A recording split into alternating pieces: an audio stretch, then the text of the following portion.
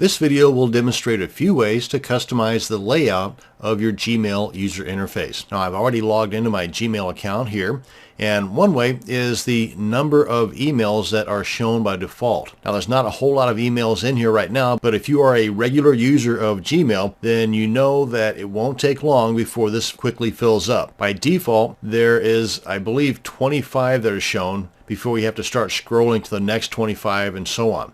To change that, you come on in here to your settings, which is right here next to the gear icon. Hit that drop down arrow, come on down to settings, and right here I've got mine set to 50. That might be the default as well, I'm not sure, but you can change that by hitting this drop down arrow, and you can have 10 shown all the way up to 100 shown before you have to start scrolling by hitting that right or left button. Now, while I'm here, another customization you can make is your Hangouts and chats can be moved over to the right side with the use of a lab. And you would do that by coming up here to labs. Again, once you've gone into your settings area, by hitting that drop down arrow next to the gear icon in the top right corner, come on over here to labs, and you can search for the lab if you don't know exactly the name of it, and frankly I don't, but I think it's chats on right or something like that.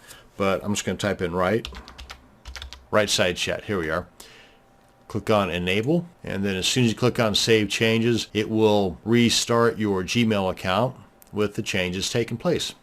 And here we are. Another customization you can make is by changing the overall look of your user interface and how dense that information is being shown to you. And you do that by coming up here to the settings, and you choose between compact, cozy, or comfortable. And again, this is just the display density. Let me just toggle through these to show you what it looks like.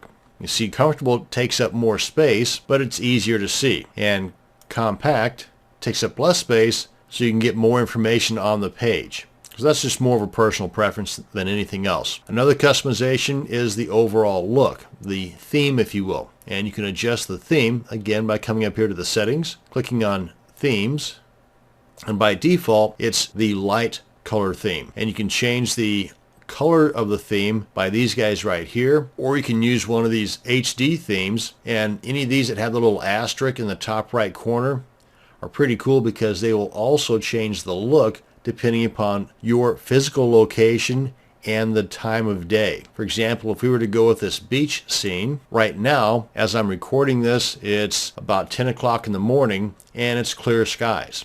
Now, if it were nighttime, then this would be a little bit different, and if it were stormy outside, then this would be a little bit different. Pretty cool. Another option is changing to the light or dark custom themes, and here you can even upload your own photos. So if you've got a photo of your dog or your cat or your children and you want to have that as the background image, you've got that ability here. And moving on down the line here, you have what's called classic themes, where they're more of a cartoony type look, and if that's your cup of tea, then you have that option right here. Something else to consider is that if you, like me, have many Gmail accounts, then you may decide to color code them, maybe depending upon the niche that that particular Gmail account represents, or whatever reason you might have to change the theme of your Gmail account. Could be just for cosmetic reasons or for organizational purposes. And that's going to bring us to the end of this video on customizing the layout of your Gmail user interface.